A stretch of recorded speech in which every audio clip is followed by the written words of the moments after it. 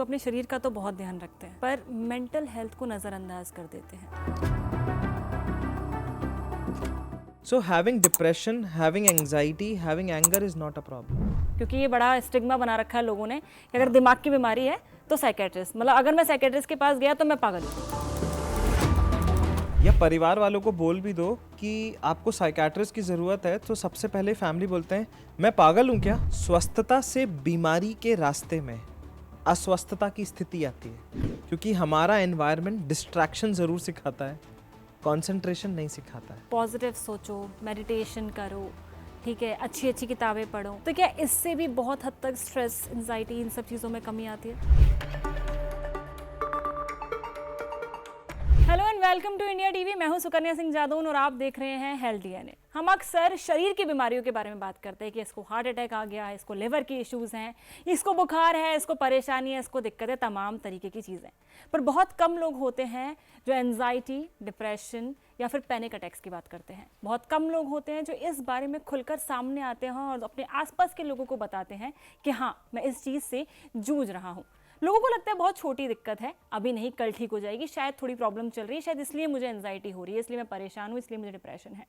ये सारे मिथ्स, ये सारी चीज़ें जो हमारे दिमाग में हम खुद ही बना लेते हैं, उन्हीं सभी चीज़ों को क्लियर करने के लिए आज हमारे साथ इस स्टूडियो में मौजूद हैं डॉक्टर संकल्प Jain, consultant psychiatrist, sir Gangaram hospital. आपका बहुत बहुत स्वागत है। Thank you so much. सबसे पहला सवाल, मेंटल हेल्थ का अर्थ क्या है? बहुत प्यारा क्वेश्चन है कि मेंटल हेल्थ का अर्थ क्या है। मेंटल हेल्थ को समझने के लिए आपको पहले ये देखना है कि मेंटल हेल्थ की परिभाषा समाज में किस तरीके से करी जाती है, isn't it? तो अलग अलग सिचुएशंस पे, अलग अलग पराकाष्ठाओं पे आपकी मानसिक स्वास्थ्य की डेफिनेशन चेंज हो जाती है, isn't? सबसे इम्पॉर्टेंट पहले ये समझना है कि किसी भी व्यक्ति को मेंटली हेल्दी समझने के लिए 3 पिलर्स पूरे होने चाहिए। पहले खुद की अंडरस्टैंडिंग और खुद का knowledge, that is awareness of self. दूसरा, वो समाज के बाकी तत्वों के साथ उसका इंटरैक्शन हेल्दी है या अनहेल्दी है ना, तो ability to correlate with others. और तीसरा कि वो समाज का एक प्रोडक्टिव मेंबर है कि नहीं है। जैसे कि मेरे को अपना नॉलेज है कि मैं चोर हूँ और मेरे अपने चोर लोगों के साथ सोसाइटी भी है, तो मैं दूसरों के साथ समाज में इंटरैक्ट भी कर रहा हूँ, मेरी अपनी कम्युनिटी भी है और मैं साथ साथ चोर भी हूँ। बट क्या मेरा तीसरा पिलर कि मैं एक प्रोडक्टिव मेंबर ऑफ सोसाइटी हूँ या नहीं हूँ, क्या ये फुलफिल हो रहा है? नहीं। That makes me against society, क्योंकि मैं लॉज को तोड़ रहा हूँ। तो अगर किसी भी व्यक्ति में इन तीनों चीज़ों की प्रॉब्लम आती है कि उसे या तो अपना अंडरस्टैंडिंग नहीं है, या तो वो दूसरों के साथ इंटरैक्ट नहीं कर पा रहा है ढंग से, समाज के बाकी एलिमेंट्स के साथ ढंग से इंटरैक्ट नहीं कर पा रहा है, या वो समाज का एक प्रोडक्टिव मेंबर नहीं है। आप बोलेंगे डॉक्टर साहब, तो जिनको अल्कोहलिज्म की प्रॉब्लम होती है वो किस दायरे में आएंगे? वो पहले दायरे में आएंगे जब उनको इस बात की समझ नहीं है कि मुझे कब छोड़नी है, मुझे कब पीनी है, मुझे अब ज़्यादा हो रहा है, isn't it? कई बार, जैसे मैंने अभी इंट्रोडक्शन में भी बोला कि कई बार क्या होता है, लोग अपने शरीर का तो बहुत ध्यान रखते हैं पर मेंटल हेल्थ को नज़रअंदाज कर देते हैं, और ये ज़्यादातर हमारे देश में देखने को मिलता है। बाकी से यूएस वगैरह में अगर आप चले जाएंगे तो वो लोग काफ़ी ज़्यादा प्रिकॉशंस लेते हैं फॉर दिस थिंग। ऐसा क्यों है? भारत में क्यों ज़्यादा ध्यान नहीं दिया जाता मेंटल हेल्थ पर? भारत में मेंटल हेल्थ पे ध्यान इसलिए नहीं दिया जाता है क्योंकि हमारे समाज में मन को और मानसिक स्वास्थ्य को इच्छा शक्ति से और आध्यात्म से जोड़ा जाता है। समझने की ये बात है कि जिस सेंसिटिविटी से मैं ये बोल सकता हूँ कि मुझे डायबिटीज़ है, हाइपरटेंशन है, मैं बहुत स्टिग्मेटाइज या टैबू फील करूँगा अगर ये बोलना है कि मुझे डिप्रेशन है या मुझे एंजाइटी है। क्यों? क्योंकि डिप्रेशन और एंजाइटी को बोला जाता है कि ये व्यक्ति की इच्छा शक्ति कम है, इसको आध्यात्म से जोड़ा जाता है, isn't it? तो यहाँ से टैबू बढ़ता है। टैबू मतलब कलंक, राइट? तो जब तक इन चीज़ों के बारे में डिस्कस नहीं किया जाएगा, समझा नहीं जाएगा, तो कलंक बढ़ता जाएगा। सबसे पहला सवाल ये भी है, कई सारे लोगों के दिमाग में आता है कि चलो ठीक है, कार्डियोलॉजिस्ट, हार्ट का डॉक्टर, ठीक है, ऑर्थोपेडिक के पास जाना है, आपको हड्डियों की कोई दिक्कत है चले जाओ। पर ये सवाल सबके दिमाग में आता है कि भाई साइकेट्रिस्ट के पास जाना है तो क्या दिमाग की बीमारी के लिए जाना है? क्योंकि ये बड़ा स्टिग्मा बना रखा है लोगों ने कि अगर दिमाग की बीमारी है तो साइकेट्रिस्ट, मतलब अगर मैं साइकेट्रिस्ट के पास गया तो मैं पागल हूँ। तो इस वजह से लोग डर जाते ही नहीं है। नहीं नहीं Sukanya, I would like to correct you here. सबसे पहले समझना है कि जो आपका सवाल है, इट्स वेरी राइट कि बहुत कन्फ्यूजन होता है कि साइकेट्रिस्ट डॉक्टर किस चीज़ के होते हैं, और एक बहुत स्टिग्मा है, या परिवार वालों को बोल भी दो कि आपको साइकेट्रिस्ट की ज़रूरत है, तो सबसे पहले फैमिली बोलते हैं मैं पागल हूँ क्या जो मुझे साइकेट्रिस्ट के पास जाना है। सी यू हैव टू रियलाइज, पागलपन हमारी बीमारियों के स्पेक्ट्रम का एक अंश है, एक हिस्सा है। हम पागलों के डॉक्टर, सिर्फ पागलों के डॉक्टर नहीं हैं, हम मेंटल हेल्थ के डॉक्टर हैं। बट सवाल आता है कि साइकेट्रिस्ट एग्जैक्टली डॉक्टर किस चीज़ के होते हैं।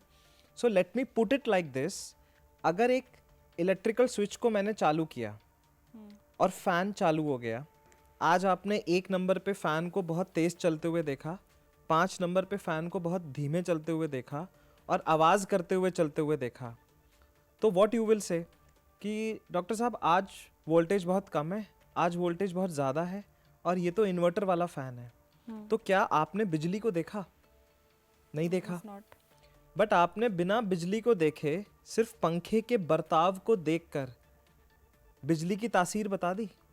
इन द सेम वे, मैं दिमाग का डॉक्टर नहीं हूँ, मैं मन का डॉक्टर हूँ। I am the doctor of your mind.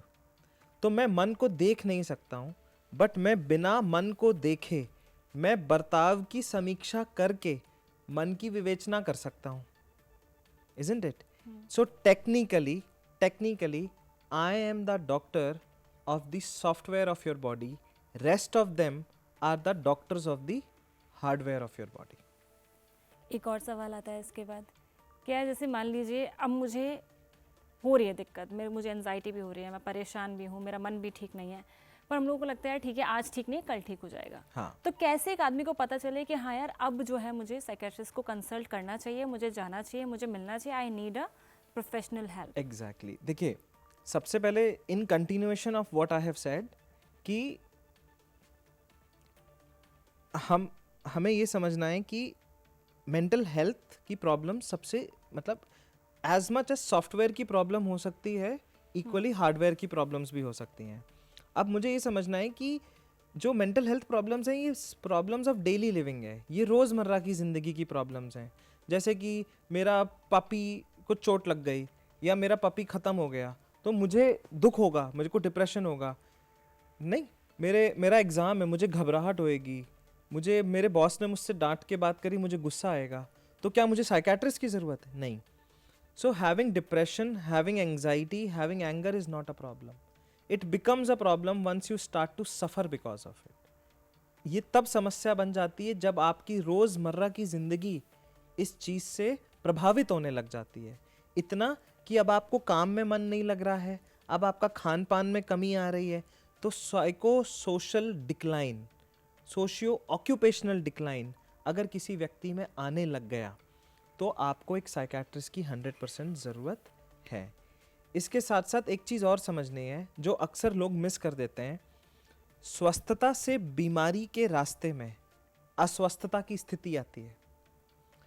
जब हम अस्वस्थ होते हैं, हम इग्नोर कर रहे होते हैं और रियलाइज़ नहीं करते हैं कि अस्वस्थता की स्थिति में डॉक्टर के पास चले जाओ तो शायद यू टर्न का स्कोप है, बट बीमार हो जाते हैं तो फिर ज़्यादा सफरिंग होती है। Isn't it? तो आप अक्सर लोगों के साथ प्रॉब्लम ये है कि अगर उनको खांसी है तो वो इंतज़ार थोड़ी ना करते हैं कि टीबी हो जाएगी फिर हम ट्रीटमेंट लेंगे। इन द सेम वे, अगर आपको कभी भी लगता है कि I am not being mentally healthy, right, please seek out to your psychiatrist, seek out to your mental health professional, right. तो छोटा सा भी ग्लिच आता है सॉफ्टवेयर में, वो आगे समस्याओं को और बढ़ाता चला जाता है। आज हम सभी लोगों के हाथ में एक चीज़ है जिसे मोबाइल फ़ोन कहते हैं, ठीक है। काफ़ी सारे लोगों के लिए बोला जाता है कि ये तो मोबाइल एडिक्ट है, ठीक है, हर वक्त मोबाइल चलाते हैं, और ऑलमोस्ट सभी हम ऐसे ही हैं कि ठीक है सबको ये एक वो चीज़ हो चुकी है, इस पर हम डिपेंडेंट है पूरी तरीके से। तो क्या कहीं ना कहीं मोबाइल एडिक्ट की वजह से भी हमारे मानसिक स्वास्थ्य पे असर पड़ता है? बिल्कुल, मानसिक स्वास्थ्य पे 100% असर पड़ता है, और इसको समझने के लिए I would want to teach you about attention economy. पहले ज़माने में आप पिक्चर देखिए, 3.5 घंटे की पिक्चर होती थी, फिर उसके बाद 40 मिनट की टीवी सीरीज़ आ गई, फिर उसके बाद 20 मिनट की टीवी सीरीज़ आ गई, अब 10 मिनट की शॉर्ट मूवीज़ होती हैं, और अब आप हो गया है कि 2 मिनट की रील और 5 सेकंड की अल्ट्रा शॉर्ट रील आने लग गई है। उस 5 सेकंड या 10 सेकंड की रील को भी हम पूरा नहीं देखकर स्क्रॉल ऊपर कर देते हैं। तो over a period of time हो क्या रहा है, हमारी पूरी मानसिकता अटेंशन इकोनॉमी के अराउंड ही चलती रहती है। हमारा अटेंशन स्पैन धीरे धीरे कम हो चुका है। जब मेरे कॉर्पोरेट सेमिनार्स होते हैं तो मैं पेरेंट्स से पूछता हूँ कि आप में से कितने माँ बाप ने बच्चों के सिर पे थपली मारी और उसको बोलता हूँ तू कंसंट्रेट नहीं करता है, कंसंट्रेट कर। मेरा सवाल उनसे ही रहता है, कितने माँ बाप ने अपने बच्चों को सिखाया कि कंसंट्रेट कैसे करना है? क्योंकि हमारा एनवायरनमेंट डिस्ट्रैक्शन ज़रूर सिखाता है, कंसंट्रेशन नहीं सिखाता है, इज़न्ट इट? सो धीरे धीरे जैसे जैसे हमारा कंसंट्रेशन कम होता जा रहा है, हमारा अटेंशन स्पैन कम होता जा रहा है, हमारी इंफॉर्मेशन रिटेंशन जो क्वालिटी होती है वो कम होती जा रही है। और जैसे जैसे ये कम होती जा रही है, it begets a different burden of problem. आपने अभी अभी काफ़ी सारे स्टेजेस की बात की थी। हम लोगों को जैसे स्टार्टिंग में पता होना चाहिए, टीवी जब हो जाती तब नहीं जाते, खांसी के वक्त भी आप पहुंच सकते हैं डॉक्टर के पास। तो एक सवाल आता है, लोग ना डरते हैं कि यार थेरेपी लेनी है, मेडिकेशन लेना है, बहुत करना प्यारा क्या सवाल है? बहुत प्यारा सवाल है आपका। अब आप इसको नए नज़रिए से समझिएगा। जैसे मान लीजिए एक व्यक्ति डिप्रेशन में है, तो इस डिप्रेशन में होने के 3 पिलर्स हैं, 3 कारण हो सकते हैं, राइट? या तो उसके रासायनिक और शारीरिक समीकरणों में बदलाव आ चुके हैं, जैसे कि उसको थायराइड की समस्या है, उसको मोटापे की दिक्कत है, उसकी नींद प्रॉपर नहीं हो रही है, उसका खान पान बहुत गलत है, उसको अनुवांशिक दिक्कत है कि नानी को भी डिप्रेशन था, मम्मी को भी डिप्रेशन है, मरीज को भी डिप्रेशन है, या तो उनको सीवियर अनीमिया है। तो बहुत हजारों ऐसे फैक्टर्स होते हैं जो आपके शारीरिक और रासायनिक समीकरणों के लेवल पे एक्ट कर रहे होते हैं और वो आपको डिप्रेशन दे रहे होते हैं। दूसरा होता है आपकी सोचने की प्रवृत्ति कैसी है। एक व्यक्ति मन से बहुत संवेदनशील हो सकता है, एक व्यक्ति मन से बिल्कुल हरफन मौला प्रवृत्ति का हो सकता है ना? तो उसको वही बात एक व्यक्ति 1 सेकंड में ऊपर उठ जाएगा और दूसरा व्यक्ति मन में उसकी घुन्नी बनाने लग जाएगा। तो इसको मैं और आसान शब्दों में कहता हूँ, वह व्यक्ति जिसके पास सिर्फ हथौड़ा है, दुनिया की सभी समस्याओं को सिर्फ नकेल जैसा ही देखेगा। A person with a hammer will see every problem as a nail. बेटा आम काट लो, हथौड़े से आम काटेगा। बेटा गड्ढा खोद लो, हथौड़े से गड्ढा खोदेगा, राइट? सो अगर आपकी कोपिंग मैकेनिज्म एडिक्वेट नहीं है तो वो व्यक्ति अंडर स्ट्रेस वही काम करेगा जिस चीज से उसकी कोपिंग होती है। तो पहला हुआ बायोलॉजिकल, यानी कि आपके शारीरिक और रासायनिक समीकरण। दूसरा हुआ साइकोलॉजिकल, यानी कि अपनी सोचने की प्रवृत्ति। और तीसरा हुआ आपके सामाजिक और पारिवारिक समीकरण, जिसको सोशियोलॉजी बोलते हैं। अगर घर में किसी के कलेश है, भाइयों के साथ लड़ाई हो रही है, कोर्ट कचहरी का केस चल रहा है, कोई झूठा मुकदमा चल रहा है, घर में 5 करोड़ का लोन है, बिजनेस लॉस है, सासू माँ के साथ लड़ाई झगड़ा चल रहा है, घर में कलेश है, ये सब भी आपके तनाव के ऊपर एक बर्डन बढ़ा देते हैं। तो इसको कहते हैं bio psycho social model of mental health. और एक धीरे धीरे एक समस्या दूसरे को इजाद देती है।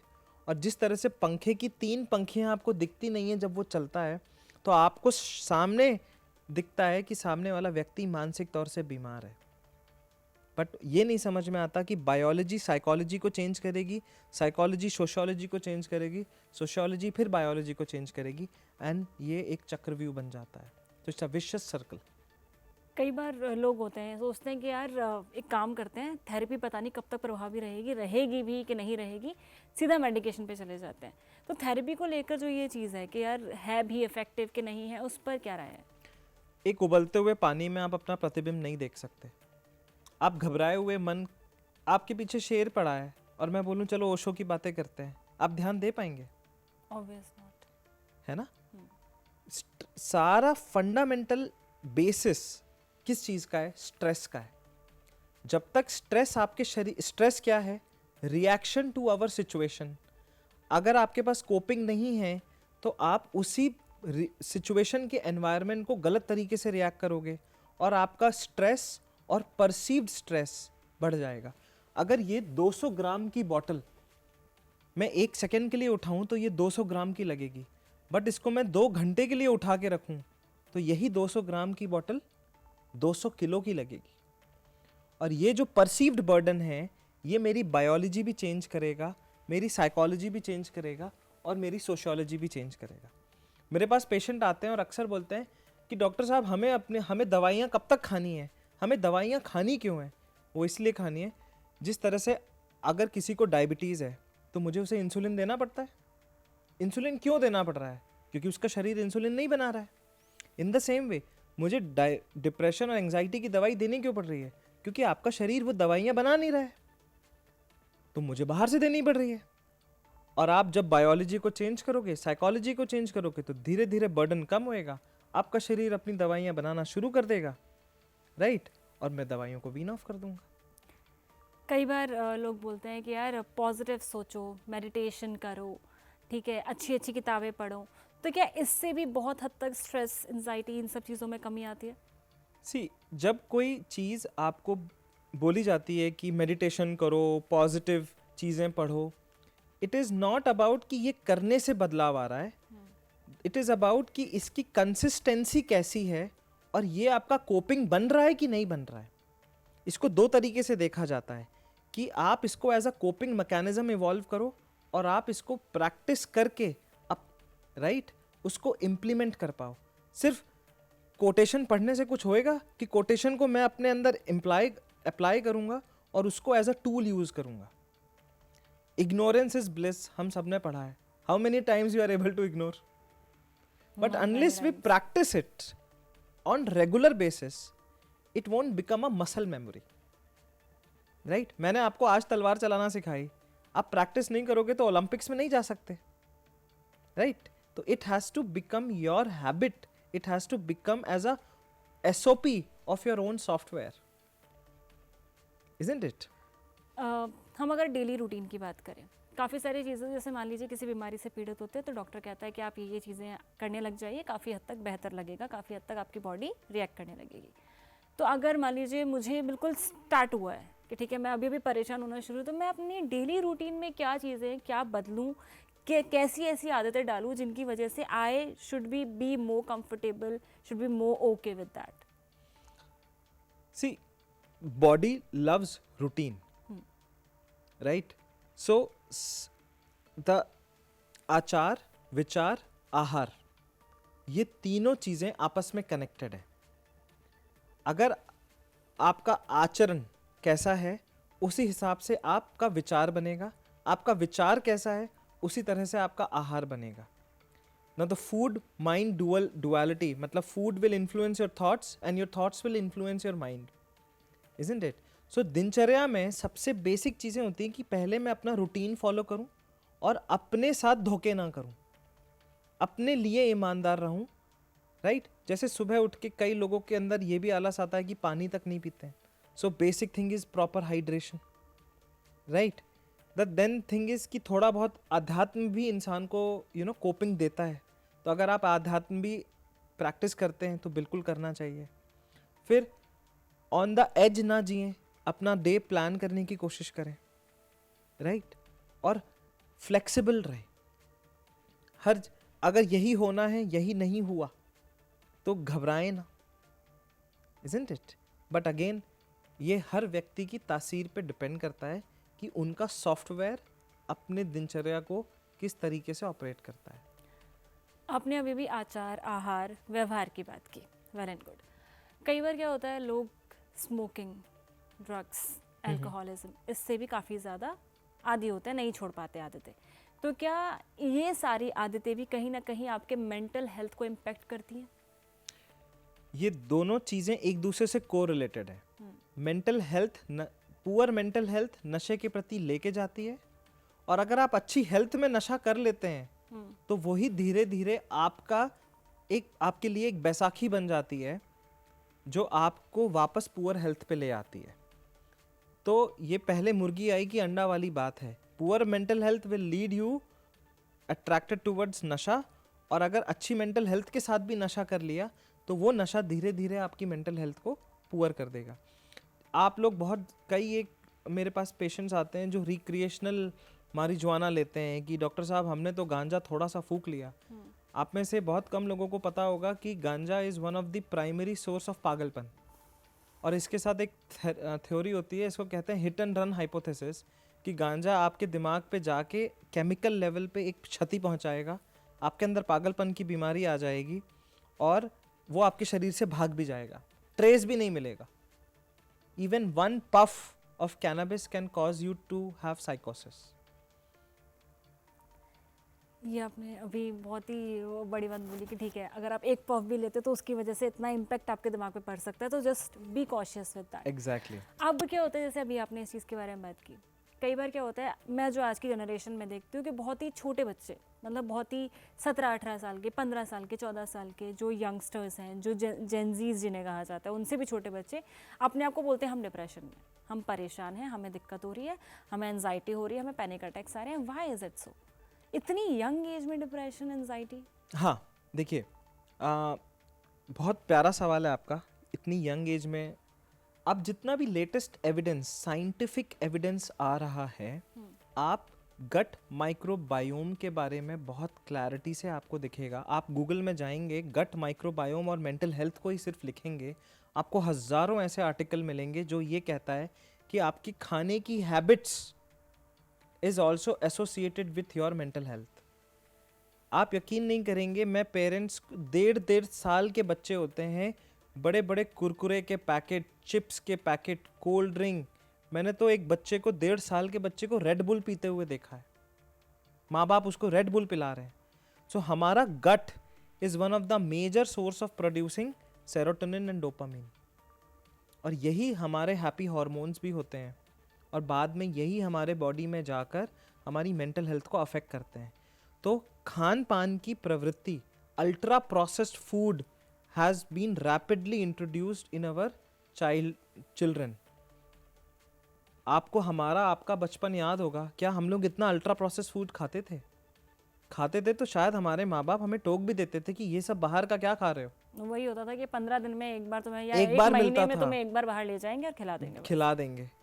अब तो हर चीज़ पैक्ड है, अब तो घर में वो चीज़ बनती भी नहीं है, सब कुछ बाहर से मंगा लिया जाता है। This is one of the most common. एक रीसेंट रिसर्च आई है जिसमें कई एक ADHD वाले बच्चों को, ADHD attention deficiency hyper activity disorder के बच्चों में जब अल्ट्रा प्रोसेस्ड फूड देना एब्सोल्यूट बंद कर दिया, और एक ऐसा ग्रुप था जिनमें कंटिन्यूस रखा, दोनों ग्रुप में 35 से 40% के सिम्टम्स में डिफरेंस था। अल्ट्रा प्रोसेस्ड फूड हमारी मेंटल हेल्थ पे ये अफेक्ट लेके आता है। तो अब जो बच्चों की पेरेंटिंग चेंज हो चुकी है ना, बच्चों की साइकोलॉजी चेंज हो चुकी है, बच्चों की सोशियोलॉजी और बायोलॉजी चेंज हो चुकी है। जैसा कि मैंने आपको अभी पहले बताया कि mental health acts at the biology, psychology and sociology. अब के बच्चे का जो परवरिश का जो पैरामीटर है वो बहुत अलग है। मुझे याद है कि मैं आज ज़िंदगी में जहाँ जिस मकाम पे पहुँचा हूँ, मैं इसलिए नहीं पहुँचा हूँ क्योंकि मैं पहुँचना चाहता था, क्योंकि मैं इसलिए पहुँचा हूँ क्योंकि मेरी माँ बोलती थी बेटा पढ़ाई कर लो वरना गाय चराओगे, भैंस हाँकोगे, है ना, नहीं तो यही टायर वाला पंचर का शॉप तुम भी करोगे, इजंट इट। बट आज के बच्चों को अबंडेंस में जीने की आदत है। वो 14 साल के होते नहीं है, उनके हाथ में आईफोन्स आ चुके हैं। हम एस्पायर करते थे, हमें मेहनत करनी पड़ती थी कि 8वीं कक्षा में फर्स्ट रैंक आओगे तो साइकिल मिलेगी, यू नो। सो रिवॉर्ड बहुत अलग होते थे। हमारी needs and wants were very different. But अब की सिचुएशन में बच्चों के लिए वांट्स नीड बन चुकी है और नीड्स तो ऑलरेडी फुलफिल्ड है। ये सवाल था मेरा। जैसे अभी आपने फ़ोन की बात की, तो अभी रिसेंट में हमने बहुत सारे केसेस देखे थे, मतलब अभी तो 1-2 साल बीत चुके हैं, कि लोग गेम खेलते खेलते बच्चे सुसाइड अटेम्प्ट कर ले रहे थे, हो जा रहे थे। तो क्या मेंटल हेल्थ कहीं ना कहीं आपको पुश करती है कि आप अपने आप को भी नुकसान पहुंचाएं? 100%। डिप्रेशन का एंड रिजल्ट क्या है? Suicide, right? डिप्रेसिव ट्रायड कहते हैं, हेल्पलेसनेस, होपलेसनेस, वर्थलेसनेस। मरीज डिप्रेशन के एंड स्टेजेस में कंप्लीटली वर्थलेस फील करने लगता है। उसे दो ही चीज लगती हैं, ये दुनिया जीने लायक नहीं है और मैं इस दुनिया के लायक नहीं हूँ। और जब वो उस एक्सट्रीम स्पेक्ट्रम में आ चुका होता है, वो जाके आत्महत्या कर लेता है। प्रॉब्लम यह है कि अब हमारे समाज में सोशल मीडिया के चलते सोशल वैलिडेशन इतना ज़्यादा बढ़ चुका है कि हम अपने आप को वैलिडेट करना भूल चुके हैं। हम सोसाइटी के कमेंट से, उन इनविजिबल लोगों से अपने आप को वैलिडेट कर रहे होते हैं, जिसकी वजह से मेरा जो कॉग्निशन है, मैं का जो फ्रेमवर्क है, वो दूसरे डिसाइड करते हैं। मैं कौन हूं, डैश डैश डैश। अगर आप अपनी डेफिनेशन खुद नहीं फुलफिल करेंगे तो हर तीसरा व्यक्ति आपको फुलफिल कर देगा, और आप अपना कॉग्निशन, अपनी इमेज, सेल्फ इमेज समाज के प्रतिबिंब से देखेंगे रादर देन आप अपने प्रतिबिंब से देखेंगे। अभी हमने बात की कि काफ़ी सारे लोग ऐसे होते हैं जैसे कि जो सामने मुस्कुरा रहे होते हैं, खुश होते हैं एकदम, मतलब if you will meet them you will be like अरे यार कितना हैप्पी गोइंग मैन है, कितना हैप्पी गोइंग वुमेन है, दे आर वेरी हैप्पी। पर अंदर ही अंदर कहीं ना कहीं वो डिप्रेशन के शिकार होते हैं, और कभी कभी तो ऐसी खबर आती है अचानक से ही कि they have committed suicide. Yes. तो इन दैट सिनेरियो कैसे पता करें कि आपके आसपास के लोग परेशान हैं, वो डिप्रेशन में है, उन्हें एंजाइटी है, उन लोगों को मदद की ज़रूरत है? हाउ? देखिए, इसके दो तरीके हैं इस चीज़ को। वर्क प्लेस एनवायरनमेंट में सबसे पहले, चलिए इसको मैं दूसरी तरह से बताता हूँ। एक बच्चा माँ बाप से झूठ क्यों बोलता है?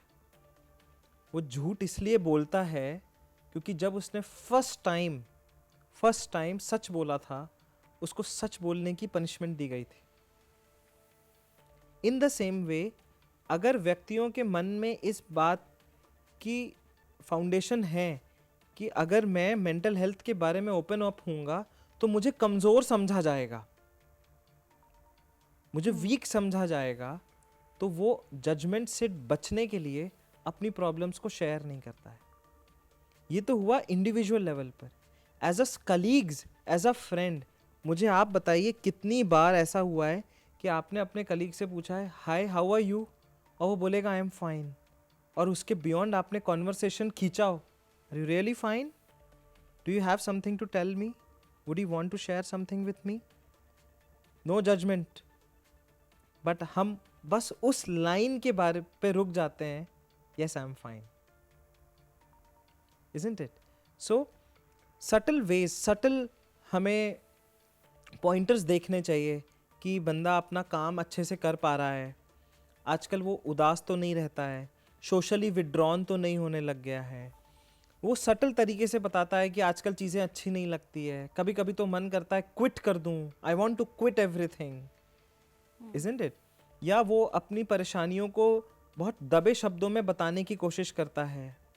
अर्ली प्रेडिक्टर्स ऑफ सुसाइड में आप ये देख सकते हैं कि वो अचानक से अपने लोन्स को लोन देना, सारी चीज़ें जिम्मेदारी से सारी चीज़ों को वाइंड ऑफ करने लग जाएगा, है ना, अपना लोन दे देगा, अपनी चीज़ों को इधर उधर बांटना शुरू कर देगा, लव्ड वंस को लेटर लिख देगा, तो बहुत सटल तरीके से हमें आइडेंटिफाई करना पड़ता है।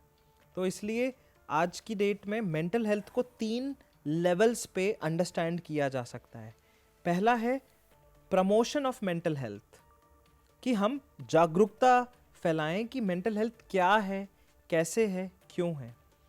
फिर आता है प्रिवेंशन ऑफ मेंटल हेल्थ, कि हम क्या करें ताकि कि मेंटल हेल्थ हम अपनी प्रिवेंट कर सकें, मेंटल हेल्थ को प्रिजर्व कर सकें, राइट? और एक होता है ट्रीटमेंट।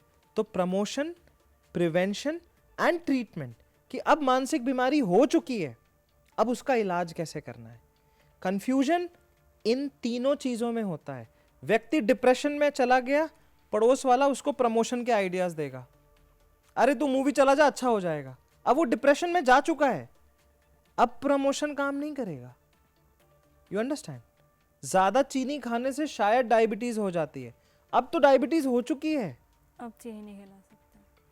अब आप बोल दो कि सिर्फ चीनी बंद कर दो तो शुगर कंट्रोल नहीं होएगी उससे, आपने बीमारी को ऑनसेट दे दिया है। तो प्रमोशन होता क्या है, ट्रीटमेंट जिसको चाहिए उसको व्यक्ति प्रमोशन और प्रिवेंशन के आइडियाज दे रहा होता है, जिसको प्रिवेंशन चाहिए उसको ट्रीटमेंट के आइडियाज दे रहा होता है।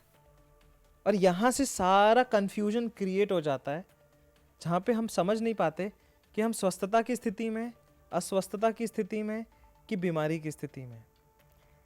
कई बार जैसे काफ़ी सारे लोग होते हैं जो इंट्रोवर्ट होते हैं, और जो इंट्रोवर्ट नहीं भी होते हैं वो इस बारे में बात नहीं करना चाहते, जैसे हमने पहले डिस्कस किया। तो ऐसी कौन सी हेल्पलाइन नंबर है, ठीक है, ऐसी कौन सी योजनाएं हैं, अगर सरकार की तरफ से कोई योजना हो, जैसे कि अलग अलग बीमारियों के लिए अलग अलग योजनाएं आती हैं, तो उस सिचुएशन में क्या योजनाएं हैं, क्या recently helpline government number of है? इंडिया का सबसे प्यारा इनिशिएटिव है, टेली मानस का इनिशिएटिव शुरू हुआ है, और ये एक हेल्पलाइन है जो कोई भी व्यक्ति, इंडिया का हर एक नागरिक 14416 पे किसी भी वक्त कॉल करके साइकोलॉजिकल सपोर्ट सीख कर सकता है। ये across India, pan India, regional basis पे एक active telemental health toll free number है। आप इस पे कॉल करें, आपको एक साइकोलॉजिस्ट तुरंत आपसे कनेक्ट होएगा, आपकी प्रॉब्लम को समझेगा और आपको नियरेस्ट मेंटल हेल्थ एस्टैब्लिशमेंट को रेफर करने में आपकी पूरी हेल्प करेगा। आपको उसी वक्त सारा गाइडेंस मिलेगा कि आपको अब क्या करना चाहिए, कैसे करना चाहिए, और उस जिस क्राइसिस में है उस समय उसकी कोई समाधान अगर अवेलेबल है तो ठीक है, या अगर आपको क्लिनिकल हेल्प चाहिए तो वो क्लिनिकल हेल्प देने के लिए आपको पूरा सपोर्ट करेगा। लास्ट क्वेश्चन, काफ़ी सारे लोग हैं जो इस वक्त आपको देख रहे हैं एंड दे ऑल वांटेड कि ठीक है हम कभी ना कभी तो ये मदद ले पाएंगे, किसी न किसी के पास जाके हम बोल पाएंगे कि हाँ हम परेशान हैं, उन लोगों से आप क्या कहेंगे? मैं आप सबसे यही बोलना चाहूँगा कि समस्या कभी भी बड़ी नहीं होती, हमेशा हम समस्या से बड़े होते हैं, और हर चीज़ का सॉल्यूशन है, बशर्ते हमें ढूंढना, उसे पढ़ना, ढूंढने की चेष्टा करनी चाहिए। और जितना हमारा हार्ट, हमारा लिवर, हमारा किडनी बायोलॉजिकल इन नेचर है, उतना ही हमारा मन भी बायोलॉजिकल इन नेचर है। तो इन बीमारियों को स्टिग्मेटाइज नहीं करें, आप अपने साइकेट्रिस्ट के पास जाएं, आप अपने साइकोलॉजिस्ट के पास जाएं, वो आपको प्रोफेशनल तरीके से, साइंटिफिक तरीके से आपकी प्रॉब्लम का निवारण करेंगे। भूत प्रेत और इन सब चीज़ों के बहकावे में ना आए, इसमें अंधविश्वास की चीज़ों को अप्लाई ना करें, क्योंकि आप अस्वस्थता की स्थिति में तो जा सकते हैं बट इसकी वजह से आप ट्रीटमेंट को डिले करते हैं, राइट? तो दवा एंड दुआ दोनों का मॉडल होना चाहिए, सिर्फ दुआ नहीं होना चाहिए और सिर्फ दवा भी नहीं होनी चाहिए, राइट? और सबसे इम्पॉर्टेंट चीज़ कि सिर्फ आधी घंटे, सिर्फ दिन का आधी घंटे अपने स्वास्थ्य में इन्वेस्ट करें। मैं एक चीज़ आपके माध्यम से मैं पब्लिक से आह्वान करना चाहता हूँ कि इस बात की गहराई को समझें कि आप और मैं या कोई भी व्यक्ति, हम सब में से हर एक व्यूअर इस चीज़ से कोरिलेट करना चाहिए कि आप कितना भी धन संपत्ति पैसा इकट्ठा कर लें, सबके 5 ही अभिप्राय हैं। या तो ये चीज़ विरासत में चली जाएगी, या तो ये चीज़ विवादित हो जाएगी, या तो ये चीज़ चोरी हो जाएगी, या तो ये दान में चली जाएगी, या बेनामी हो जाएगी। इसके बियॉन्ड नहीं जा सकती। पर आपका स्वास्थ्य आपका सबसे बड़ा धन है, निजी धन है। इसका सुख भी आप भोगेंगे, दुख भी आप भोगेंगे। आपका लाइफ पार्टनर भी आपका दर्द कम नहीं कर सकता, आपको सहानुभूति दे सकता है, बट आपकी हेल्थ आपका सबसे बड़ा कैपिटल है। हमारी नौकरी लगती है, हमारा पीएफ कटना शुरू होता है ताकि हम 60 साल की उम्र में हमें एक लमसम मनी मिल जाए।